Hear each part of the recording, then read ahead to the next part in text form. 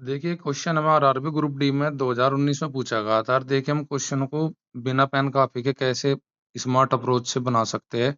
इस वीडियो में अगले 5 से 7 मिनट में हम 5-7 ही क्वेश्चन देखेंगे और सीखेंगे कैसे जल्दी जल्दी क्वेश्चन को बिना पेन कॉपी के बना सकते हैं। तो यहाँ पे क्वेश्चन दिया कि मिश्रण में 80 लीटर का कोई मिश्रण है, उसमें दूध और पानी का अनुपात 3:1 के अनुपात में। अगर 80 को 3:1 के अनुपात में हम बांटेंगे तो 3 और 1 4, 4 से 80 को डिवाइड करेंगे 20, 20 दिया 60 और 20 से कम 20, यानी कि दूध उसमें 60 है तो पानी 20 है। ये अनुपात 2:3 करना हो तो मिश्रण में कितना पानी मिलाना पड़ेगा।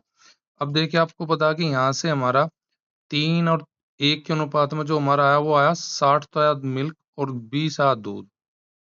अब मिल्क नहीं मिलेगा, मिलेगा पानी। तो यहाँ पे 2 यूनिट का मान कितना है जी, 60 है। तो 2 यूनिट का मान 60 है तो 1 यूनिट में कितना होगा जी, 30। और अगर मैं 30 की गुना इधर कर देता हूँ 3 में, तो 3 गुना 30 करने का मीन्स हो जाएगा मेरा 30 या 90, यानी कि नए मिश्रण में पानी 90 हो जाएगा जो पुराने में 20 था। तो कितना बढ़ा जी हमारा 70। 70 के लिए मेरे ऑप्शन क्या है जी, ऑप्शन डी है। तो ऐसे ओरली बनाने का अभ्यास करें मेंटली। अगला क्वेश्चन देखते हैं हम। अगला क्वेश्चन हमारा क्या है, हमारा क्वेश्चन दिया कि दो संख्या का योगफल 35 है, उनका लघुत्तम 306 है, तो वे संख्या ज्ञात की। देखो इनमें कोई भी ट्रिक लगाने की जरूरत नहीं है। हम क्या करेंगे, योगफल अभी सूत्र से बनाओ और या बेसिक तरीके से, कोई जरूरत नहीं। हमें बेसिक पता है कि दो संख्या का एलसीएम जो भी होगा वो हमेशा संख्या से डिवाइड होता है। संख्या से डिवाइड होता है यानी कि नंबर से डिवाइड होगा वो। तो नंबर से डिवाइड होगा, हम चेक कर लेंगे कौन सी ऑप्शन में वह संख्या दी है जिससे ये डिवाइड हो जाएगा। देखो 306 को अगर 14 से डिवाइड करें तो 14 दूनी 28 बच गए 2, तो 14 से नहीं होता, तो पहली ऑप्शन हमारी कैंसिल हो जाएगी। अब हम ऑप्शन देखते हैं दूसरी, 16 भी देखते हैं डिवाइड करके होता है नहीं, 306 16 कम 16 बच गया आपके पास 14 हो गए 140, तो 140 14 से डिवाइड नहीं होगा, तो ऑप्शन मेरी बी भी कट गई। 17 से अगर देखो मैं डिवाइड करके 17 कम 17 बच गए 13 हो गए 136। 17 की 36 में क्या चल सकते हैं, 17 अट्ठे देखो कितना होता है, 8 सती 56 बच गया आपके पास। हासिल के लिए 5, 8 5 13 काट देता है 17। तो 306 को 18 से देख लेते हैं एक बार, 18 कम 18 बच गया 12 हो गए 126। 18 अट्ठे 18 सत्ते 126 हो जाएगा आपका ऑप्शन राइट हो जाएगा सी। 13 इसको डिवाइड नहीं करता, 13 कम 13 13 दूनी 26 बच गए आपके पास 4 40, तो ये ऑप्शन कट गए। तो राइट आंसर हमारा किस ऑप्शन में, ऑप्शन सी में रखा है जी। अगला क्वेश्चन देखते हैं हम, क्वेश्चन नंबर 3 हमारा। इसमें दिया है कि 24 सेंटीमीटर त्रिज्या वाला कोई हमारा बेलन है, उसकी ऊंचाई 8 सेंटीमीटर है, सॉरी 6 सेंटीमीटर है। उस बेलन का संपूर्ण पृष्ठ ज्ञात कीजिए। टोटल सरफेस एरिया का फॉर्मूला होता है बेलन का 2 pi R into H plus R, H plus R आपका। तो यहां से हम क्वेश्चन को बनाना शुरू करेंगे। एच प्लस हमारा क्या हो जाएगा जी, एच प्लस आर।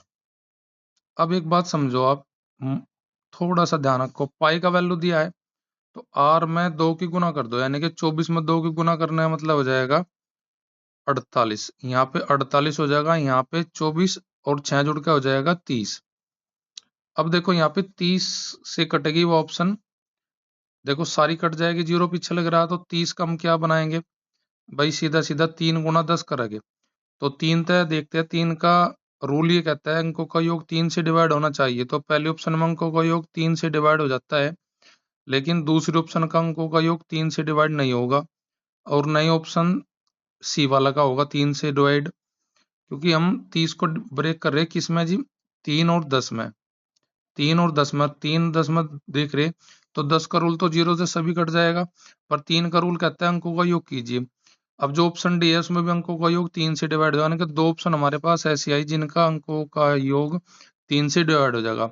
अब हम क्या करेंगे, 48 से का रूल लगाएंगे। 48 से डिवाइड होने के लिए हमारा क्या रूल लगा सकते हैं, हम कौन सी संख्या पकड़ सकते हैं, हम पकड़ सकते हैं 4 गुना 12 का, 4 गुना 12 का। अब देखो 4 का रूल क्या कहता है, बाद के 2 अंक तो कट जाएंगे, इसके भी कट जाएंगे पहले के भी, लेकिन 12 से देखते हैं ऑप्शन पहले कटते कि नहीं।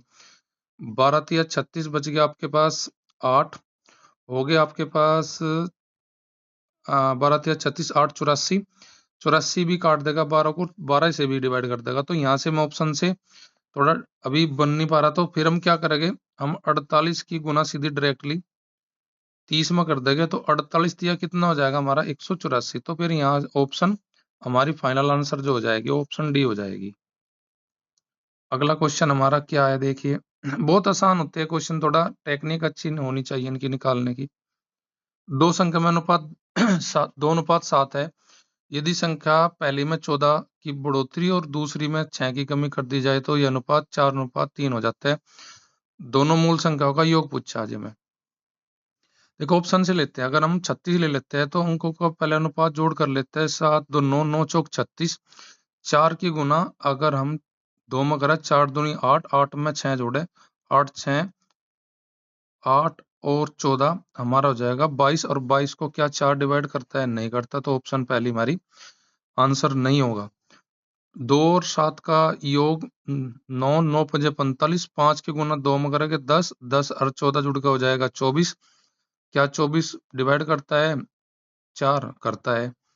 अगर यहाँ पे ये 10 है, 45 में से पहला मान अगर 10 है जिनका योग 45 उनमें एक संख्या 10 है, तो दूसरी कितनी हो जाएगी 35। और 35 में अगर मैं 6 घटाऊंगा तो मेरा आएगा 29। का 29 को 3 डिवाइड करेगा 29 अपना में बात संख्या, तो मेरा ऑप्शन बी भी नहीं बनेगा।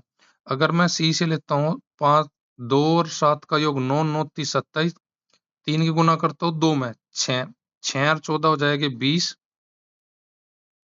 6 और 14 हो जाएगी 20। दूसरी संख्या मेरी हो जाएगी, जब एक संख्या मेरी 6 थी 27 में से, तो दूसरी संख्या मेरी 21 होगी।